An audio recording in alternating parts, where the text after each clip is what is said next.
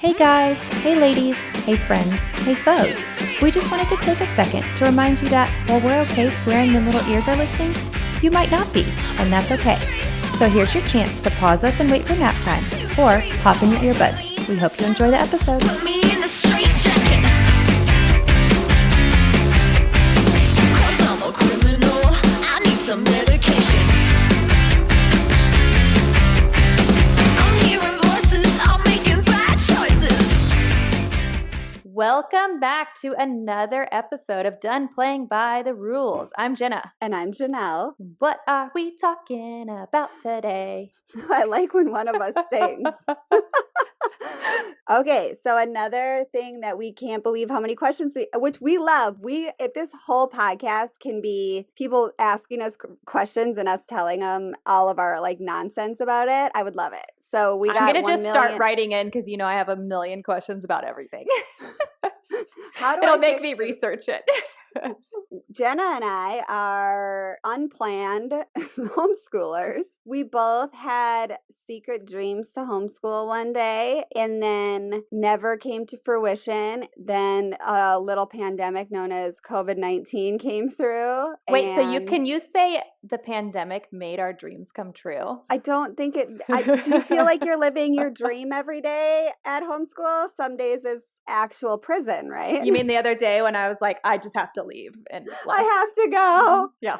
You left your children with your husband, who's very capable. Don't mind me just. No, I left them in the woods. Out of the way. They're fine. They know the woods like the back of their hands. They do. We got a million questions, and we're going to answer all of our viewer questions / listener questions, and they'll kind of be like ingrained in this convo because they kind of just flow. But we also wanted to do this right now, homeschool, because I just got a letter from our county, our schools, saying that you can submit your district. You can submit your notice of intent to homeschool. I feel like when Jenelle and I started it, we did feel kind of rushed, and I wish I had more time to plan. Like I feel like we were kind of like on the fucking fence. Overwhelmed. Yeah. Everyone was like, "Did you submit your NOI?" And I was like, "What is an My NOI?" My what? Could you? So notice of intent. What Jenna just said is an NOI. If anybody, which we'll comes go at over you, all of these terms for you guys. But I was like, I don't know what any of that means. And no, every state has which we've learned firsthand now. Every state has super duper different laws, guidelines, requirements, and we had to jump through a lot of hoops in the Richmond suburbs that we lived in, and then in Chicago, you just do whatever you want. In the state of Illinois, and I think yours was a little more complicated because you moved in the middle of a year, which we can go over too. Which I was going to move 3 times in that school year, and in Richmond, I had to resubmit an NOI with our curriculum each move and get it approved by the superintendent of that district. And in Illinois, I basically can do whatever I want. It's so interesting. I'm going to talk a little more, and I think Jenelle is too, from the Richmond, or I guess it's Virginia side of it. Just know that it might be different where you live. However, I feel like we are a little more on the strict side in Virginia. So if anything, you'll be over prepared. There you go. Yeah, because I know when Jenelle moved, I was like, okay, so let's talk testing. And she was like, I don't have to test. You're on your own, baby. Jenna's son and my son were in the same pre-kindergarten class, which was called junior kindergarten or JK. So they were in a class of 8, and we both knew for very different reasons or similar reasons, depending how you look at it, that each of our sons needed really small class sizes for kindergarten. Yeah, and my son, I'm pretty sure we're dealing with, it's parent diagnosed ADHD, but checks almost all the boxes. And there was one box that it was like the disorganized box. And I was like, oh, he's not disorganized. Well, it's because I was doing it all for him, like his book bag. And teachers were too, because he was in pre-K. And now that we're a little more into it, I'm like, okay, now we check all the boxes. And I needed somebody that was going to be strict but kind. So I was an educator before. This is another good point too, is the differences we've had in struggles between educator and barely graduated high school. Yeah. You went to college though, so that counts for something. I went to a school where they held college classes. Right? I didn't pursue much of college. True.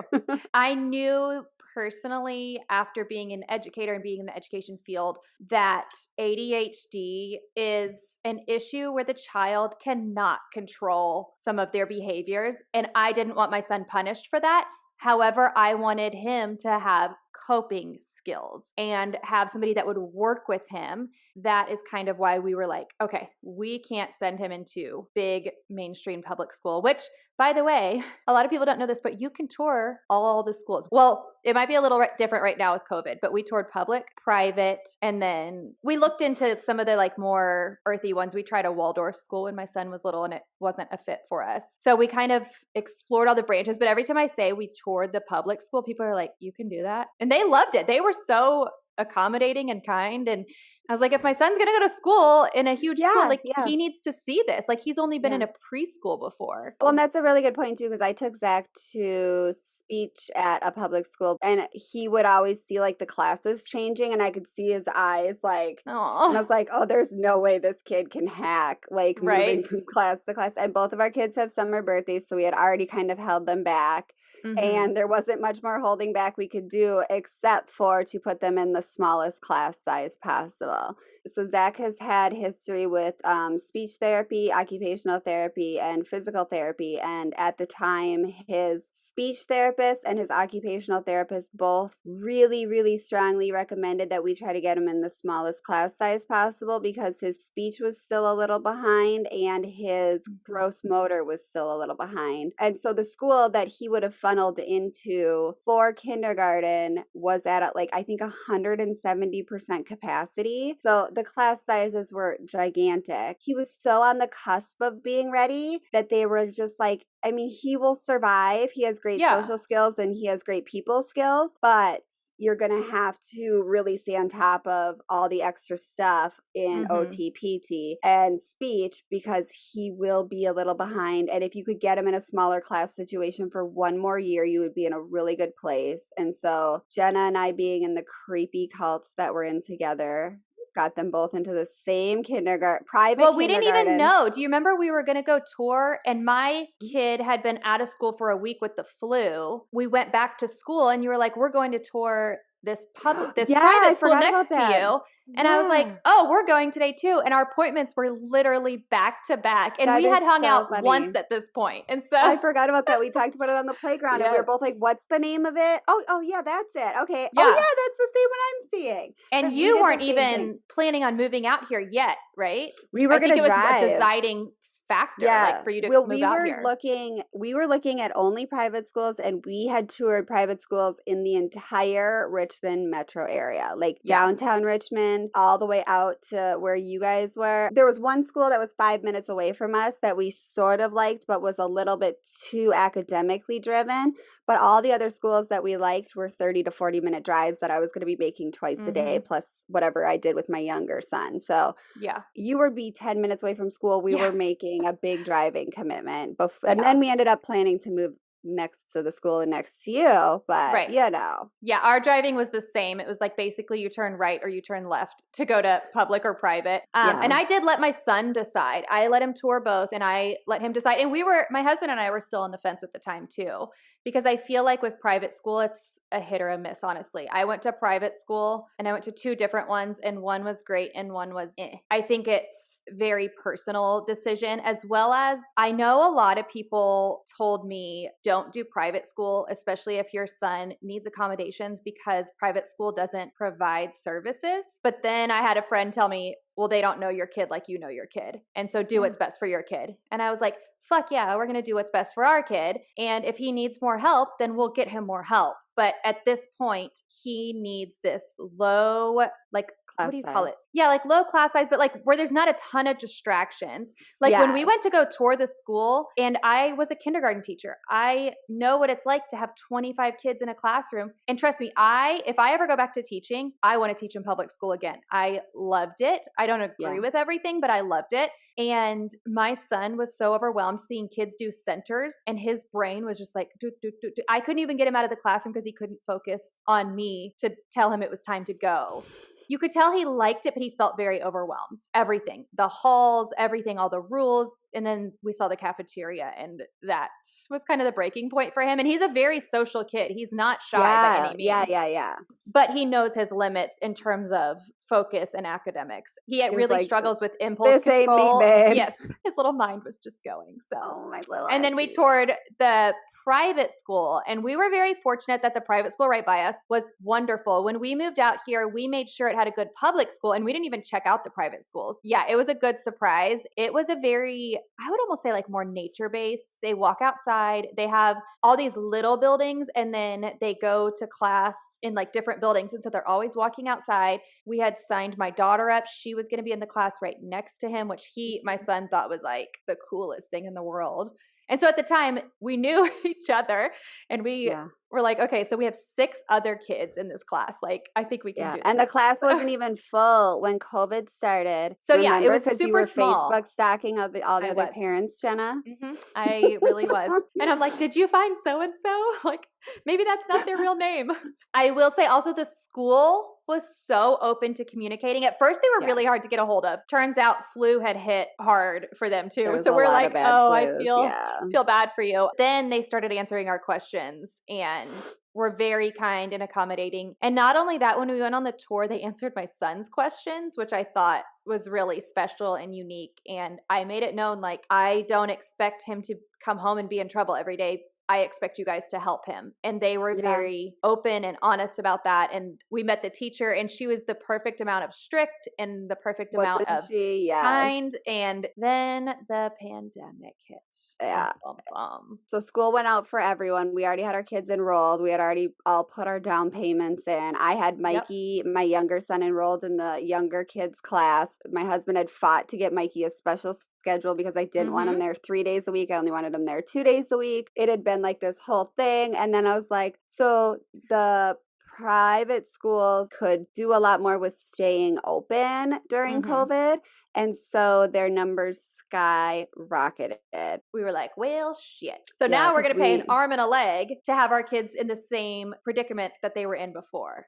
Which I told the school, I said, we will still stay in our contract if you will guarantee us that we can pull our younger son out because my, at the time, 3-year-old is not going to do virtual learning. Yeah. And they were like, we can't guarantee that we can let you pull out. And I was like, well, then I'm pulling Oh, so you wanted to pull out, like, if they switched to virtual? If they switched to virtual, I didn't want my 3-year-old to be going to school virtual. Zach could hack virtual if he had to. Yeah.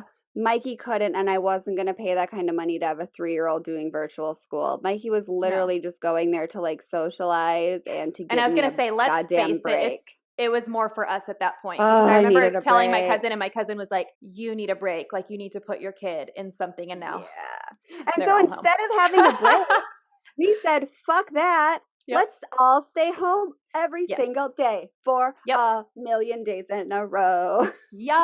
Our preschool was wonderful, and they did virtual preschool, which bless them. However, it was taxing on Jenelle and I. We were like, shit, this is brutal. And it was mostly our younger kids because our younger kids are distracting our older kids or getting to do something special. So your older kids are throwing a fit, or my daughter's climbing on my son, shutting the computer, and my son could not focus. He can't. Mikey loves to run up behind Zach's computer and kick it shut in the middle of the class. And then I had videos kicked out of the class, and I was like, cool, this is really. And there were times when I was just physically restraining Mikey, and like I would have to cover his mouth because he just wanted to like kick and scream. And I was like, I can't do this ever again. And if you have a kid who has a hard time with focusing, add in everybody's background is different. And so my son is sitting there on mute, like, why does so-and-so have this toy? Look at so-and-so's couch. Do you see that mess in their house? Why didn't they pick up their house? Why is their Christmas tree up in March? Like, son, it was interesting. It was a good thing to experience because we knew our kids' limits. That was the surefire litmus test of, guess what? Your kid can't virtual school. So kudos to you for anyone who has endured that, which I think most of us have at this point. And props. I also knew personally my son struggles with big change rapidly. So we have to like ease him in and prepare him. And then I worried how he would handle if school was starting and stopping again. So that was a concern, yeah. Yes. So then all on our own at different times too, we all decided we're going to homeschool. Yes. So our dream of homeschooling came true.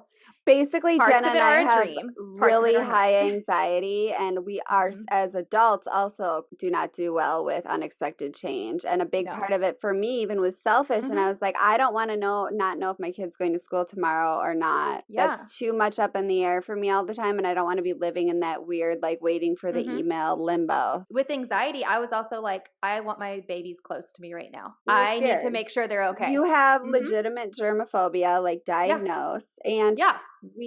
I was still, like, grieving the loss of my dad, and we were kind of in, Mhm. like, a fight or flight situation, and we just did mama hen, where we just tucked all our Yep. chicks under our wings and said, "Let's fucking go." And the good thing is our sons were completely on board at this point. And we tried to like be very positive about everything, but we also let them know we don't know what's going to happen next year. You're probably going to have to wear masks. You're going to have to be 6 feet apart. Your school could shut down again and you might have to do virtual again. And my son was like, no, mom. And I was like, No the way. other option is homeschool. And he's like, let's do it.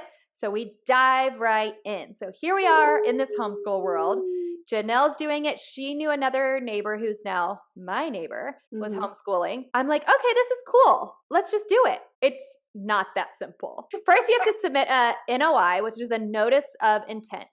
And Mhm. you can be as specific or as unspecific as you want. I feel like we have nothing to hide. So I just went online and filled out the form. There are some people that are like, you don't have to provide that. You don't have to provide anything. You just have to say, I'm homeschooling and put your kid's name. Filled out the form. It was super easy. Ours was online because it was during COVID. And then wait for a response saying, we got it. You're good to go. So I'm like, I was a teacher. So I just went on to the website and printed off all the standards. So if you don't know what that is, basically you can go onto your public school's website, find your student's grade, and then by subject, print off what they're expected to know. And that's by the end of the year. So I printed them all off and I'm like, I'm going to do my own curriculum. That was fun for the first few weeks. But doing everything from scratch ended up being so overwhelming. And I knew I had to engage my son. So I couldn't just be like, okay, we're going to learn the alphabet. Repeat after me. I think about 6 months in, I said to my husband, like, can I just buy it? And he was like, go for it. Of course. I can't believe you lasted that long. I know. I immediately just bought a curriculum and was like, and here's your work pages, Yes. friend. Oh, and curriculum is basically what you're teaching. Is that right? Yes. The other thing I didn't realize was how many different curriculas. 1 million. Ooh. There's, right? It's ridiculous. And then there's ones that are like, this is just for science. This one is for math. Or you get on Facebook boards and it's like, we did this for English, this for math, this for history, this for, and I'm like, what? Or you also have to decide how secular you want it to be. Do you want Mhm. this to be Jesus is in every lesson, or do you want no Jesus? And homeschooling requires you to make some pretty serious decisions regarding how secular you Yeah. want your And then curriculum there's to be. even, do you want to follow a certain person's teaching methodology? Like there's Charlotte Mason and there's more of like unschooling. In Illinois, unschooling is a big thing, and all the homeschool groups that I have joined are homeschool/unschool groups because it Yes. is such like a positively revered thing. And Yep. I don't think it was in Richmond or in Virginia. It wasn't like that because I had to provide what specific curriculum I was going to be teaching. Which actually you don't. They tricked me. Mm-hmm. That's I why had I to was provide like, my I high don't care. school So I just, transcript. that I think you might have to. I think it's like your name and your trans. Oh, that's the other thing. You have to have a high school diploma. I don't know what happens Godspeed if you finding don't. your high school diploma. Oh, if you didn't graduate from high Yeah. school. I don't know if you just I mean, can't. nothing happens to you if you live in Illinois. Right?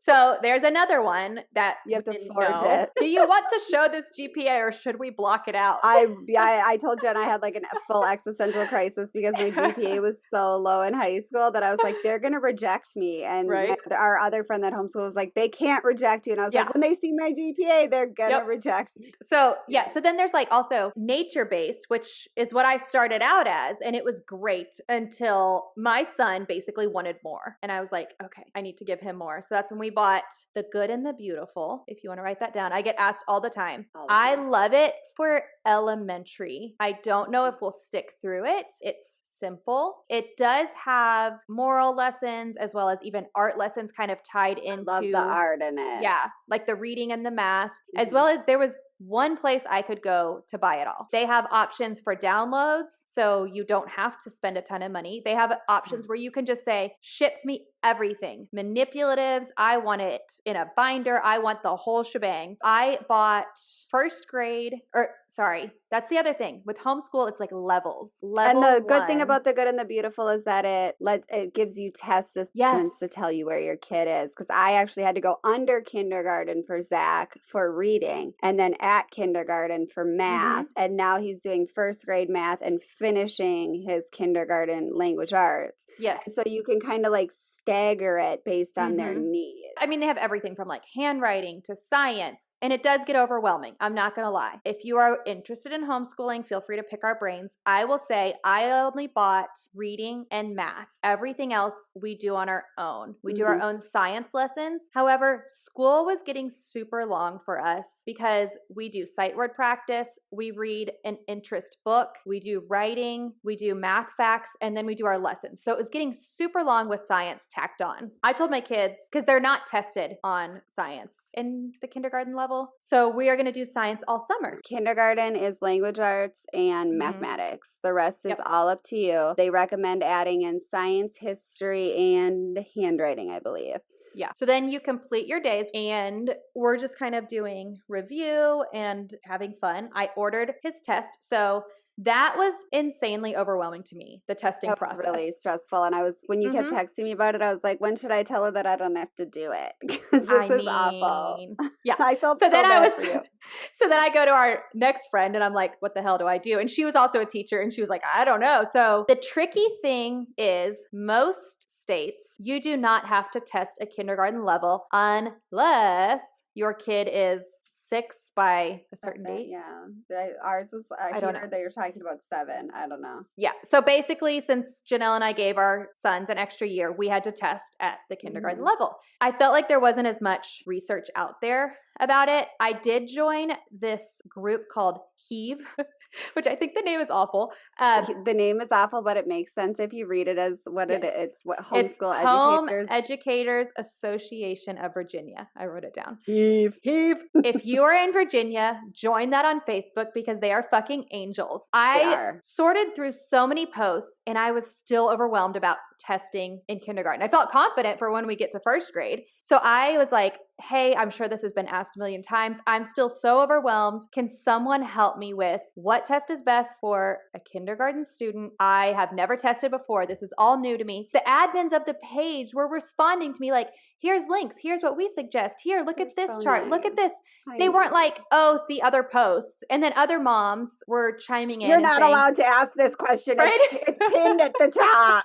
Exactly. Which happens in these mom groups. I do know because I was on Facebook for 10 months and that's a thing now since I was gone. It's ridiculous. So then other moms were like, we tried this one and it was great. And here was our experience, And it was wonderful. And then I felt confident and I just ordered it. So I did buy a practice test because my son's never done like the bubble filling in. It's not a Scantron, I believe. I think he actually fills out in the book, but it is the bubbles. Homeboy that would be making help. Ezra's for sure going to just be writing like Ezra using. No, he actually was becoming a perfectionist about it because he does not like to be wrong, and he was like, I don't want to get this wrong because I didn't fill it in right. I'd rather get it wrong because I was wrong. And so we did a practice one today and he's like doing the circle perfectly. And I'm like, oh my gosh, this is going to take forever, but he did great. Zach had one of those just regular assessments today and he got one wrong and he was like, oh no. And I was like,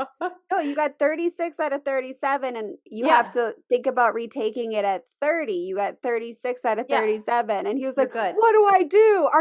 What should I do? And I was like, literally nothing. You wrote a 2 instead of a 3. Like, oh my gosh, you are fine. And I feel like that is going to be, I think that is going to be one of the struggles of homeschool is it is so slow paced. We master every single thing before we move on that I think it is going to be hard when they have to realize like you're going to get stuff wrong and it's going to be okay. Somebody told me to practice that with my son before we take the test because these are standardized tests. So they have multiple ranges of questions from your child should absolutely know this to this should be above their level. Oh, interesting. So we practiced that today and he did cry because he got one wrong. wrong. And I was like, See, no, like, this is gonna and be so a I real... told him about like picking the best choice and everything. And so we worked on it and it was good, but that was a whole other thing. Okay. So testing, there's a ton of different tests. If you have to test, that's the other thing to look. You can have an assessment done, which is basically somebody comes and evaluates your kid, or you hire someone to evaluate your kid. If your kid is older, they can do it online. They just have to sign up for like a time slot, or there's the traditional paper. And Heave has a huge chart basically like comparing all the tests. Now, Jenelle doesn't have to do any of that. Do you know how they track like truancy? Somebody said in one of the message boards, like, keep your yearly calendar that you check off the days you homeschool. And if somebody shows up at your house, you just hold it up and they say, good day to you, ma'am. Wow. That's an interesting. Old-timey person on a horse in a You would think carriage. that's more of an inconvenience to go around versus, okay, they don't, XYZ. I guess. But I suppose if one of your neighbors like hated you and wanted to get you in trouble and was like, she doesn't even teach her fucking kids, they could like send someone here. What happened to just like putting a possum in the mailbox? I mean, that's how you and I handle things. But that's true. Some people like to call and tell on people instead. Get their kids taken away. Yeah, let's get our kids taken away instead. Yeah, no, I don't have to do anything now. So you picked the paper test is what you're telling me. Okay, I didn't. You and I never fully discussed after I jumped ship and was like, you're on your own, right? Bitch. And the test looks fairly easy. I think it'll go really well. I looked into getting him an evaluator, but my son, when he meets someone new, wants to know everything about them and their outfit and their dog. Like DNA tests. Yes. And asking, and then if he's in a new location, I mean, he's going to want to know, when was this structure built? Is it sound? Who has walked these floors? He's going to like want to feel the grain of the table and smell the environment fully. Exactly. So I was like, that's not going to work for us. We went over like the logistics, I feel like. If you have any other questions, please reach out to us. I think we should go over like a little bit of our background. I went to school for early childhood education at TCU, Texas Christian University in Fort Worth, Texas. Bless you, child. It was a wonderful program. I studied early childhood education, special education, and then I got my certification in ESL, which is English as a Second Language. Oh, cool. Yeah. And I loved it. Loved it, loved it, loved it. And so I was like, I can do this. I will say, schooling your own kid versus 25 rando kids that you love to death, but they're not from your body. Oh my gosh. I feel the pressure on so many levels. One, being an educator, that I should know it all and that my kids should be reading at age 2. Yeah. 2, the fact that I was a teacher and I could teach 25 kids and now I'm teaching 1. My kid should just be a fucking genius. I don't give a shit what you have to say. No. Lady. And when my kid doesn't, quote, I call it perform, because that's basically all these tests are. My kid can do fan-fucking-tastic all week, and then when the test comes, he fucking bombs it. And so I just call it he's performing or he's not performing. Yeah. It gets to me, and I'm like, oh shit, what did I do? What did I do? And so you do take it personally, and you and I had a conversation about that once, because you were like, what am I doing wrong? And I was like, I don't understand why you care. And I was like, I think we talked about it on another episode, because I was like, oh, I don't ever worry about if I'm doing a good job or not. And I was like, oh, it's because you were a teacher and you were an educator. And at one point someone cared if you did a good job of teaching or not. Exactly. No one's ever cared if I did. But it's a whole other mind fuck teaching your own kids. And then you also being a stay-at-home mom, you're in your work environment 24/7. So the laundry's staring at you, the dishes. Yeah. Then you have this other human. So you're basically like teaching 2 kids in one class. I just usually let my daughter play. However, she always says she wants to do activities. But even when she's playing, she wants to be near us. There she is with the Indominus Rex, and my son is throwing a bit about it. Our oldest sons are the same age, but my second kid is a year older than your second kid, and I make my second kid learn with us. Yes, but which is on awesome. Extremely watered down version. Did you buy him like a pre-K curriculum? No. If he finds something Zach is doing interesting, he will jump in. Like today had 2 art pieces that they discussed, and he was like, cool, I like talking about the art. And it was like My daughter likes put these, those. Yeah. put these in categories: hard things and soft things. Okay. And Mikey was like, Mikey, you can do that. Or like, what Yes. do you think is pretty about this picture? And then if there's a game, they will play the game together because there's a lot of games in the Good and the Beautiful. Today he just played with all Zach's. And so Jenna said manipulatives earlier, and I didn't know what that meant until I was a homeschooler. But that's teacher jargon. Yeah. So those of us that are from a waitress. So manipulatives are like the little pieces that come with it for learning, like like math you're counting cubes. And and like whatever those things are where you slide the pieces across to count to 20. So Mikey just played with the shapes. There are little wooden shapes that come with it, and he just names the shapes while Zach was working on his assessment. And I keep a book that is cut out and paste that I just cut a page out of for Mikey to work on because that's very age appropriate. And then I also have 3 dry erase templates that are tracing numbers, tracing his names, and then like pre-writing tracing that he does with dry erase markers if Zach has work that's hard for Mikey to do. We just ordered some more of those because my daughter at the beginning of the year thought the dotted lines because we had the same. We were like, we're practicing cutting as well as tracing. She wasn't into letters at all. She was 2. I wasn't paying attention and she was like, oh, dotted lines on cutting. Well, dotted lines on tracing. So she cut them all up. So Excellent. That's a typical homeschool day if you were wondering what a glimpse into our lives is like. Or you leave one child unattended and it's a shit show. I came over the other day and Zach had finished his work and I was like, Mikey, you need to finish gluing before you can be done. He put glue on the floor and then used his foot to like wipe the glue around to like hide it, and then had his foot hiding the glue that he had rubbed around on the floor. And I was like, I'm just going to stay here all day, Mom. Like, why didn't you're going to get glued to the floor. Why didn't you just tell me that you spilled glue on the floor? But like, that's, anytime Mikey spills, he uses his foot to like smush it in and hope that. What did he smush this morning with his foot, Jenelle? He definitely pooped on the floor, but that was with a paper towel. He wiped it up with a paper towel. He cleaned it up after himself, but it got on his hands. Sometimes he stays naked for too long and then crouches down to play with something and gets confused. It's fine. I mean, we all do. It happens to me on the regular. That's why I wear clothes all the time so I don't accidentally poop on the floor. That's why Jenelle wears yoga pants because they're extra tight. So they keep it all in. So what is your background and did it prepare you to homeschool? Okay, so I have no educational background. However, I don't have a college degree, but I did go for the amount of time a doctor goes. So I'm basically a doctor. But my minor in college was child psychology. Had it been my major, I probably would have graduated because it is my favorite thing. Jenna knows this. I read for recreation. It's so fun to talk like psychology with you. My favorite.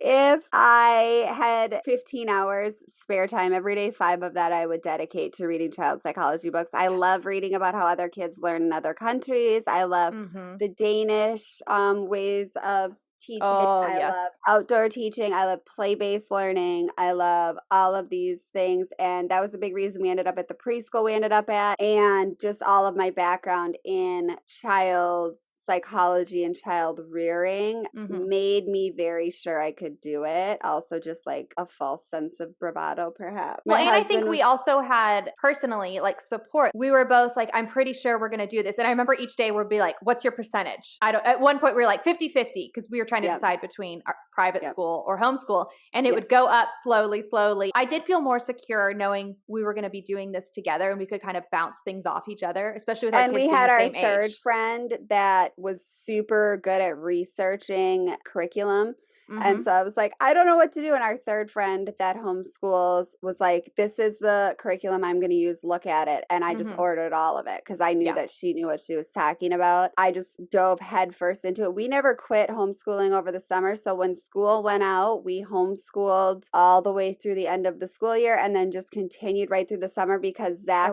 really, really, really, really struggled with reading and letters and blending sounds. And so we spent most of our summer focusing on phonics and reading and blending sounds and trying to find different fun ways to play games. And it was an hour a day. Mikey played Play-Doh. And I will say with curriculum, really research everything about the curriculum. There are a lot of biased opinions, positive and negative about them. 2, the standards that your child is supposed to know at the end of each grade level varies by state. I taught kindergarten True. in Texas, and there were some things that I was very surprised were not standard in Virginia. I chose to teach them to my son, and I was very surprised by that. So I also, being the perfectionist and having an educator background, like I said, I printed all those out and I made mastery checks for those. And that's also a good starting off point for your year if you don't know where your kid is or even what level you want to do. Because that's the nice thing about homeschooling is even though we're doing level 1, we're testing for kindergarten because that's the level for his age, if that makes sense. And so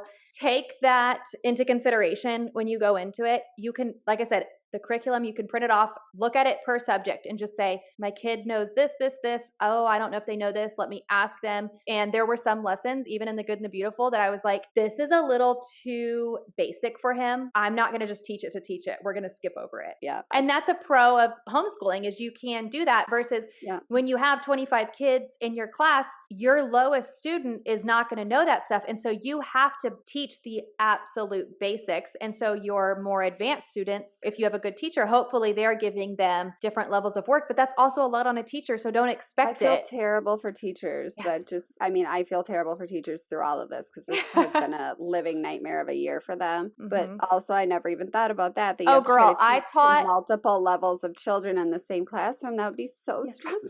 I taught a bridge class. It was a 2nd and 3rd grade class. No. So I had 2nd graders and 3rd graders in a room. So for math, I would teach math and I would have my lower students and my higher students. So I would have different lessons and different activities based on that. And then I had to do it for the next grade, all within the same time constraint that a teacher had to teach one grade. So you were doing literally 2 jobs. You were 2 That's humans. what my breaking point was. Honestly, there was not support and I was working every night until 10. Okay, so did you have friends, family, or growing up know people that homeschooled? No. Weirdos. No, it's true. Say it. Say it all. I know. That's what we're here for. Yeah. I'm going to start playing by the rules now. I don't know if you've heard the name of this.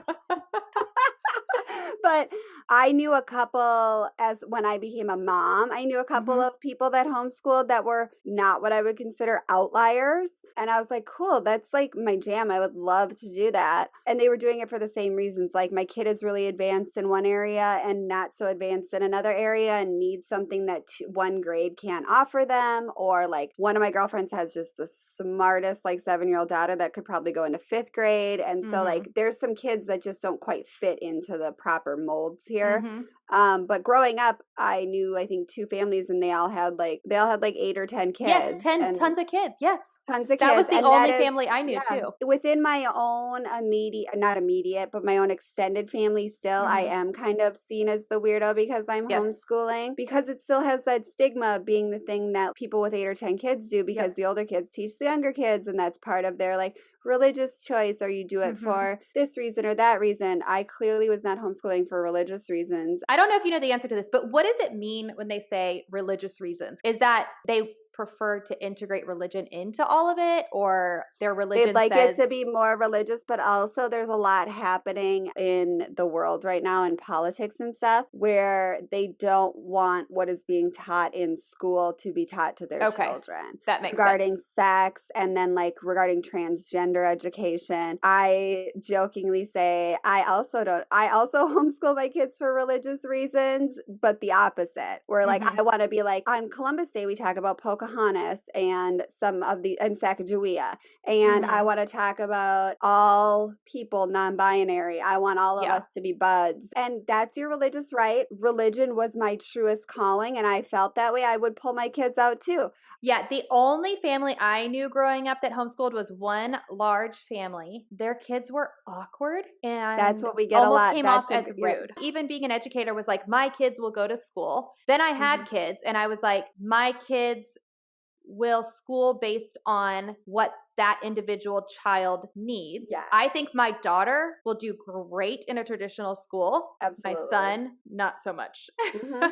Second kid is ready to go to kindergarten right now. Public school, put his little 4-year-old ass on the bus. Yes. And that's nothing I've done. I have prepared my son to go to school. I personally think And I think socially he'll do great. He will. But he will either be in trouble all the time or he will fall behind because he has good coping mechanisms to act like he is learning when really he's not picking up anything. He's a learning chameleon. He really Yes, because he does like to follow the rules as long as his mind will allow him to. I mean, he struggles with impulse control, so that gets a little tricky. Yes.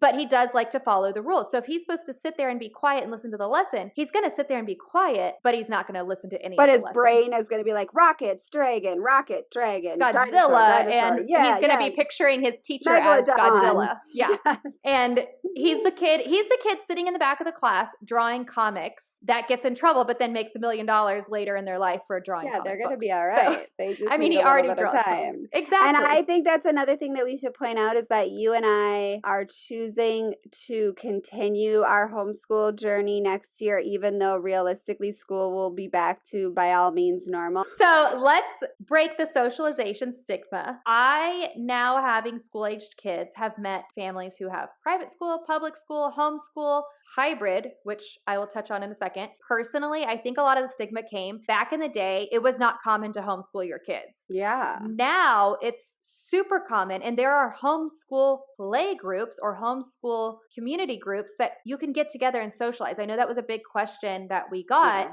With socialization. How to socialize, yeah. There were times when Jenelle and I would say, our kids just need a day of fun, and we would get together all day and play. Yeah. There was no book learning. There was a lot of social learning. I think our kids are fine socially. My kid, honestly, I feel like he can talk to adults. He can talk to teenagers. I mean, we were at the skate park yesterday and he understood like teenagers, teenager behavior. He interacted with them.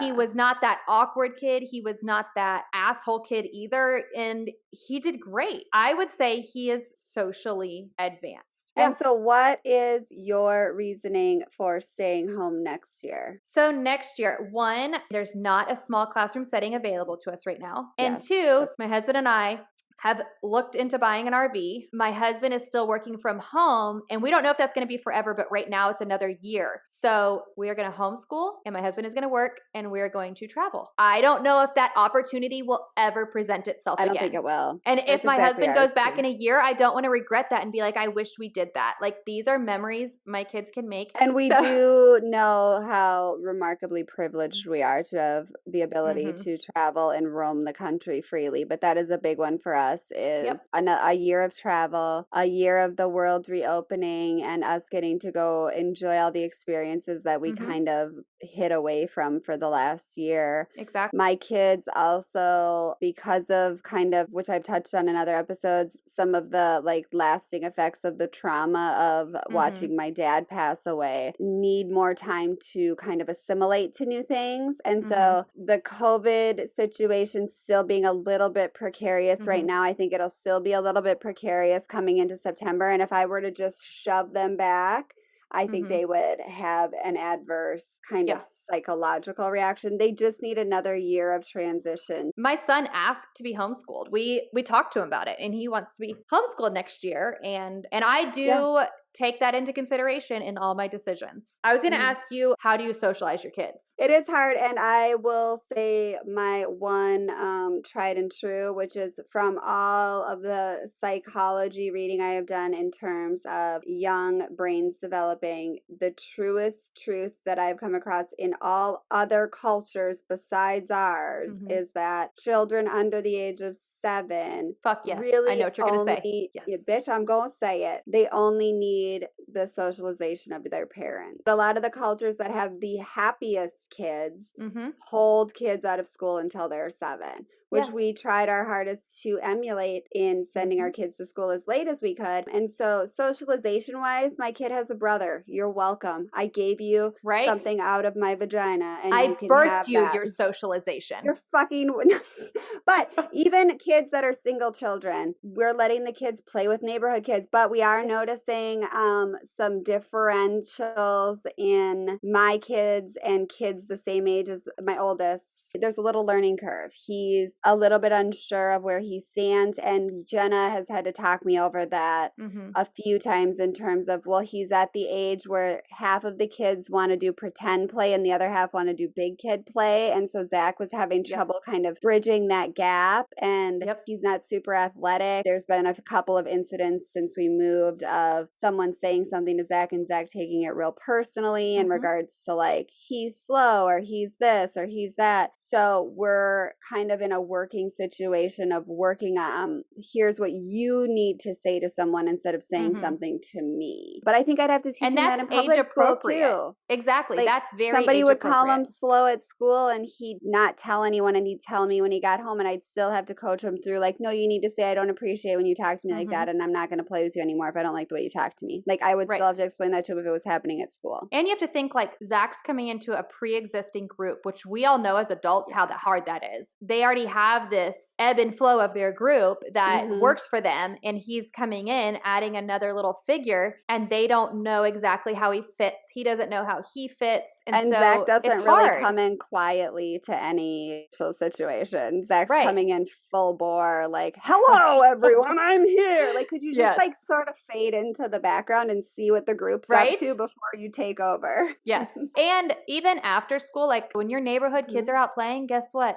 Homeschool kids, my kids are join. There too. Sorry, we're creeping in. We're coming out of our creepy cave to play with you. So this kind of goes along with socialization, but I will say also personally, I think it's been a lot of life lessons for my son because he's home with us. And so he helps with the garden. He helps with the chores. I know my husband said he wished his dad taught him more life skills, but I mean, his dad was working and then he was in school and then I'm sure some kind of after school care. When was the time for that? And so we're also making it a point to teach our kids life skills. Was your husband on board? He was, once I told him how much money he'd be saving. You ain't got to write that fatty check to that private school, hey, baby. Well, that's what my husband said for us traveling. He was like, this is our homeschool money. Absolutely. Yeah. Fuck yeah, it is. I had wanted to homeschool, and I really begged to homeschool before we joined the private school. And he was like, I just don't think it's for you. And he was right, because I was in a very dark place from my dad's passing still, and I wasn't in the headspace. But then, 6 months transpired between then and COVID forcing our hand. And I was in a better place. And I was like, Josh, I just want you to know, like, if they go Zoom in this school, the kids are not going to be doing well. And we're going to be in very similar class sizes to what we would be at public school. So I'd rather send them public or homeschool, because private doesn't make sense to pay that much money to send them private when we were sending them private for the tiny, tiny class. So he was forced to be on board, but I can fully attest that when there was no such thing as COVID, he was not on board with me homeschooling. Okay. But I was in a very his was the socialization, right? Because I think his was I talked to him about it. Socialization, and Josh always just thinks that everything should happen the way that all of society does everything. And he married you? I know, it was a bad choice if you think about it. Like a very bad choice on his part. I also changed like a chameleon every 5 years. Like, I'm like, what political party do I align with this year? What religion am I this year? What color hair do I have this time? And so you never quite know what you're going to get. I tell him he's lucky because it's like he's married to multiple women. But it's true. He doesn't believe that. But anyway. I will say my husband was on board, but I feel like he has the personality that if I say let's do anything out of the normal range, he's like, fuck yeah, let's do it. Like when I was like, let's RV around the country, he was like, yes. And this is the type of person I needed to be married to. Absolutely. Losing my parents, I was like, I'm done worrying about what society thinks. It still gets to me when people make comments. I have to be brought back down to earth, but I'm going to do what I want to do and what's best for me and my family. Is it going to be perfect every time? No, I'm going to make mistakes. I've had people say to me, you only gave your kid another extra year of preschool and you're homeschooling to keep them close because you want them at home longer. And I say, fuck yeah, I do. Because I know exactly. So fucking what? I don't want my kid going to college at 17. I know maturity wise, especially for a boy, chances are he will not be ready. I should have gone to college until I was 25. Definitely would not want to send a 17-year-old boy. If I wasn't married, someone to like rain me down, I should still not go to college. Like, I'm like, so what? So what? If I could have another year with my parents, I would do anything for that. And so guess what? If my kids are happy, I'm going to do that for them. And if I want to snuggle my babies for another year, I'm going to. Just back off. Like, what is wrong with a mom wanting her kids home for another year? It's not like I'm saying they can never leave this house and I have them locked in a room. No, they've gone to Janelle's house. I've let my sons sleep over. They are allowed to do what they want to do. Normal kid things. They play outside with unsupervised 18 hours a day. Right. They are doing just fine. I'm going to give my son another year to play and be little and have a childhood. Shame on me. No, like. Yeah. Zach needs that extra little bit of nurturing. And if that makes me a weird homeschool mom, here I am. Wait, because you know your kid? No. Like, here I am. If you decide to homeschool, if you decide to do private school, if you decide to do public school, hybrid, it does not mean forever. Yeah, it you is can switch it anytime you want. Anytime. You can send your kid back. The only thing I know they really caution is if you send your kid back mid-year, the curriculum might not align because what you were doing at home is completely different. So they might have already covered certain things at school, and so your kid could miss out. We always say, like, we're taking it year by year. So we're planning to homeschool next year. So next year I have all of our standards printed out, and I'm going to check those off. Because if second grade comes and I'm wanting to send my son back or he's wanting to go back, I want to make sure he's ready. Just because you buy a curriculum, like I said, does not mean it aligns with your the standards. You can even check out my state standards. You should. So, and you'd also, I think, be pleasantly surprised at how low the standards are. There were a few things that my kids did not know from the kindergarten one that I was like, shit, we really, like, this got fully missed. I can't remember what it was. It was like the life cycle of a frog, I want to say, or something. And they full on had no idea what life cycle meant or something. And I was like, didn't you go to, what did you do last year? Because you did it.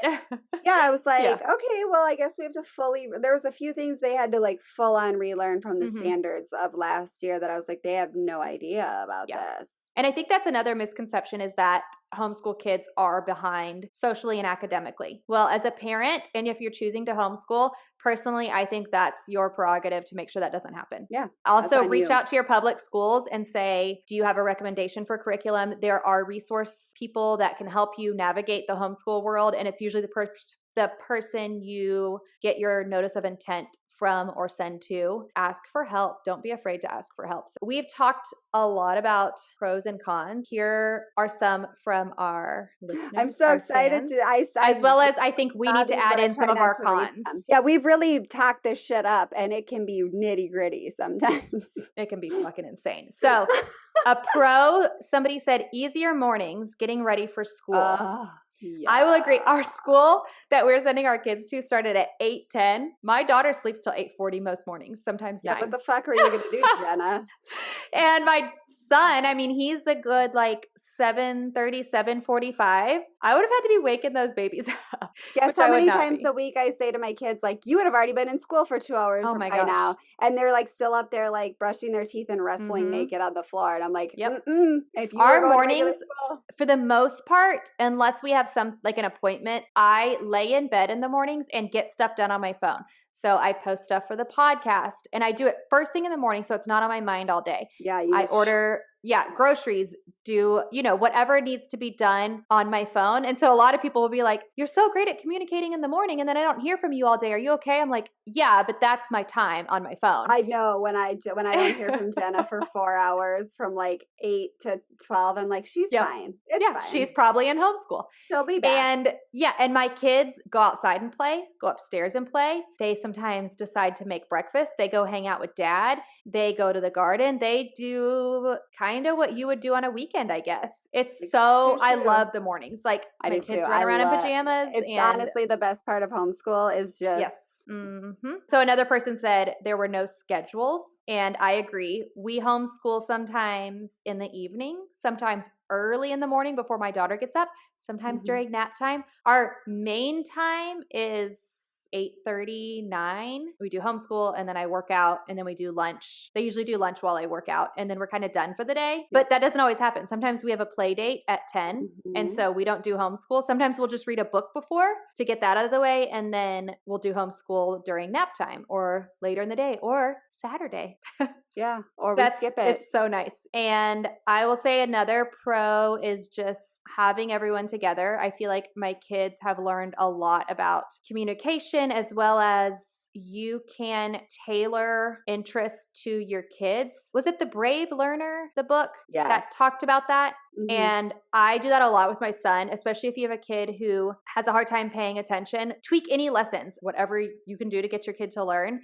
That is so wonderful because you don't have 25 other interests to compete with. It's your one kid's interest. And then I'll have times where my son's like, I want to learn more about frogs. Like he said the other day, we spent all day catching tadpoles, finding eggs, catching frogs, catching the little itty baby frogs. Oh. And fish and everything. We didn't do any paperwork that day, but my kids learned all about the life cycle of a frog. You know, it was great, and that counts as a school day because it's like your field trip days. But So that's what also are some of essentially yours? like what unschooling is too. This morning, Zach got up before Mikey, and I was drinking coffee, and we were talking about something, and he was like, I heard on my nature podcast, he started talking to me about climate change and wanted me to look up some words he had heard on his podcast about climate change. So this morning, Zach and I hung out and like read about climate change together for a while. That's so fun to have a kid that you like can read about something rad like that with. And My son is into Godzilla, and we got him a Life magazine, and he'll read little parts from it. And then he's usually reading in bed at night, and then he'll call us on like our Alexa, and he'll be like, "What is?" And he'll spell out this really long. I love when they do that.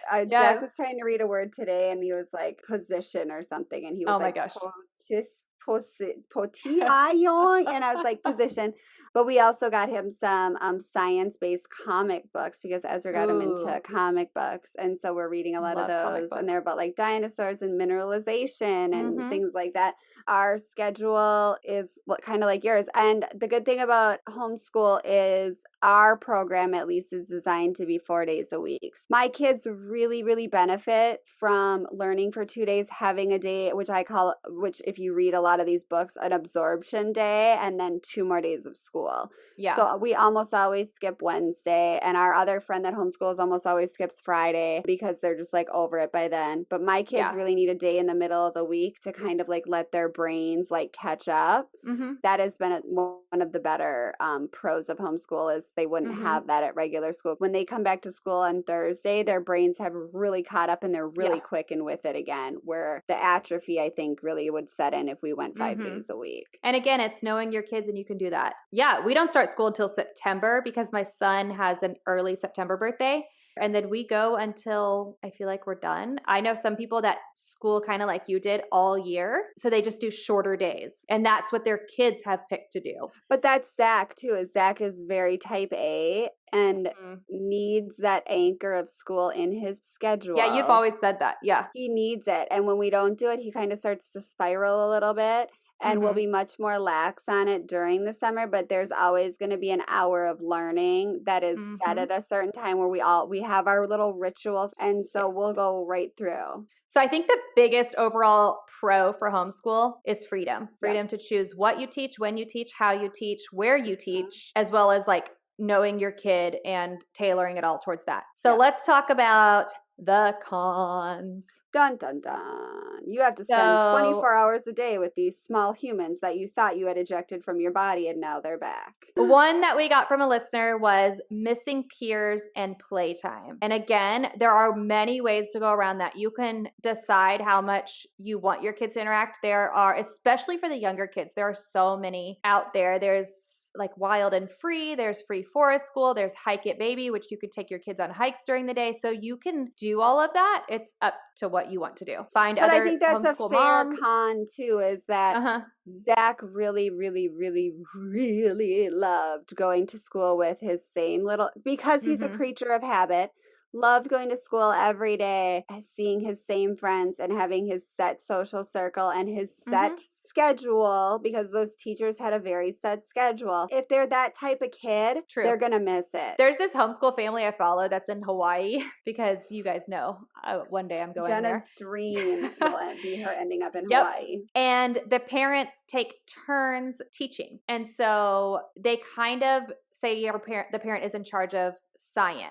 They will teach a broad science lesson and then tailor little parts dependent Yeah. on age group. Then they'll go to another house and it might be a completely different day for their English language arts. And they said that it works beautifully because they're kind of in like a school type environment, which with homeschool, you could decide how school-like you want to be and how non-traditional you can have a chalkboard and a ruler for hitting if you want, or you can sit around on rugs. Like today, you guys sat outside on the deck yesterday. We laid out on a rug today in the front yard. Like you can make it as formal or as informal as you want. I mean, I make my kids wear uniforms every day, so I think you should. With my name engraved on them.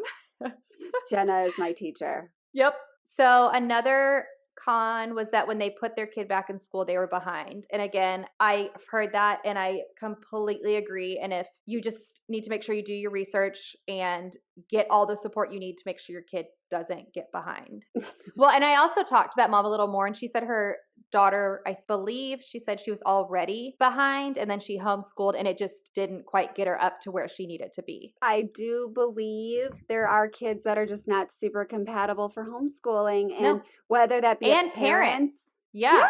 It has to be a very fine match, I think. And we got lucky in that it works, but I don't think Mikey would not flourish being homeschooled for the I mean, duration. I'm not going to lie. Like Ezra and I butt heads most days. There are some days where I am completely done and my husband has to intervene. My son and I are very similar, but I don't struggle with attention issues and I have the perfectionist side. And so I see his inability to focus as a lack of trying and it gets to me and I have to be talked down a lot. And that is a big con for us is we butt heads. However, it has strengthened our relationship because we see how to work through those problems. We both have to admit we're wrong. As well as the other con of being a stay-at-home mom, being a parent, period, and homeschooling. I personally didn't realize what a time suck it would be. So this 3, 2, 1, whatever, however many hours you're taking to homeschool, you don't have to be doing your normal stuff. I lose so much of my day because I'm homeschooling. I was not prepared for that at all. And that was a big con. Fully fucking present. Your kids can basically teach themselves as they get older, but for right now, you are fully immersed in their learning. When you're teaching young kids, you can't like pick up your phone and be like, oh, my Target order. Let me just type it in real quick. You're on full-time duty. There's no, like you were saying about the chores, your chore time is cut down dramatically. Yeah, I will say that once we got our routine down and it took us a few months, like it is pretty smooth sailing now. And so my son knows for every start of math and reading, he does independent work first. And so I just set it out and he does it. And that helps a lot. So nice. And that's when I usually go and do, because our homeschool room is upstairs usually, unless we're outside. And that's when I'll do like a few little things, like get my daughter dressed or something. So that does help. But it took a lot of training and a while to get And see, I don't have that kid either where I can't just like be like, please do this, because him and Mikey will start like hitting each other and wrestling. And so the math thing has like every day you write like the date and your place values and there's the same 6 things. And I 5 times have to say, Zach, please finish your work. He will just be like, see, I turn on a timer. I'm mean. And I'm like, if you don't finish this, then you can do it after school on your own time. Oh, I like that. That's a little and there savage. are ones that he has to do, and it teaches him like. That's actually really smart. I maybe should start shifting some of the accountability onto Zach instead of me sitting there being like, dear sweet child, please, for the love of God, write the number that comes after 36. Yep. The other con, I will say, is the pressure of when you are homeschooling. Does your kid know how to XYZ? And it's the same as when you have a baby. Is your baby sleeping through the night? Is your baby crawling? And you feel that pressure. And so I feel like when your kid is in school, it's like, I don't know, has the teacher taught him that? Well, you're the teacher. So there is that pressure. Yeah. And I feel like I get all the time, especially at the start. Is your kid reading yet? How well can your kid read? Zach really fucking struggled with reading. And now that he is like kick-ass reader extraordinaire, I'm like, yes, Yes, and Yeah. I shouted from the roof because we worked our asses off to get here, and you helped me a ton. And our other homeschool friend had to talk me through it so many times, like, don't rush him, don't rush him. You're Yeah. trying to keep up with somebody that the more you Yeah. rush them, the harder it's going to be. And without both of you being like, it's okay, this is okay, go slow. The slower you go, the better. And I think that's my number one. If I had to give one homeschool tip, is you really can't go slow enough. Right. In my opinion. I agree. I will say though, I think it got to us because my son was hearing it versus a baby. Like if they're talking about sleep training, they don't know what you're talking about. And so my son was hearing, can your son XYZ? And if I responded with not yet, he knew what that meant. And so he felt the pressure. And that's when we were in a little bit of a funk. We took it down a reading level and he is doing great. And taking it down and taking it back. And yeah, but you're coming from a teacher place where I'm coming from a place where I know no standards or rules. And I'm just like, I only know everything about my specific area of interest in child psychology. And so I'm going to do everything as slowly and nurturingly as possible. And like all parenting is a fucking experiment. If you think you know the right answer, you probably don't. I don't probably know the right answer. I might be coddling the shit out of my kid and it's going to make his life hard when he's 13 to 17 or 43 to 49. Whatever. None of us know what we're doing. We're all just trying our best. My kid right now needs that extra slowness. And so we're doing what works for us today and this week and next week. And we'll see where we are. And my kid just needs help with strategies for focus and strategies for surviving. That has been the biggest academic blessing world. for Ezra is you have taught him so many strategies of taking accountability and coping and pacing and how to just like take all your distracted thoughts and kind of like whirl them and funnel them down. And he would not have had that positive of an experience in a big old classroom. No. Oh, and one more pro. I think it's really cool, especially in the younger grades, to see your kids learn and when something clicks. Is fun. Like when reading or addition clicks, it is so cool. Like it's so fun. When your son just picks up a book and starts reading it, it is the fucking coolest thing ever. Crying. I can't even think about it. It's the best day ever. However, here's a con for you. You can no longer spell shit to your friends because your kids know what you're spelling. Josh is trying to spell a really bad, and you know we like all the bad words, but Josh was spelling an especially bad word to me the other day, and I was like, thank you for spelling that and spelling it fast so he couldn't hear it because like, holy shit, I don't need. Well, and they can read everything, and I'm like, I didn't think that through. So yeah, Zach's like reading my book right now, and I'm reading like a very depression heavy book, and he's like, what is that? And I'm like, oh, don't pick that up anymore. It's like the Cassie David book about all of her like mental illness, and I'm like, you should not be reading that. It's way too heavy for you. Oh, hybrid. Ooh, forgot real quick. Hybrid is basically, because we had a question about this. Basically, some schools will, and it's usually private schools, allow students to go part-time. So whether it's some classes during the day or 2 days a week, 3 days at home, or vice versa. Was this a thing before COVID that hybrid existed? Just not in Virginia or anywhere I've ever It lived. is. There are some in Richmond.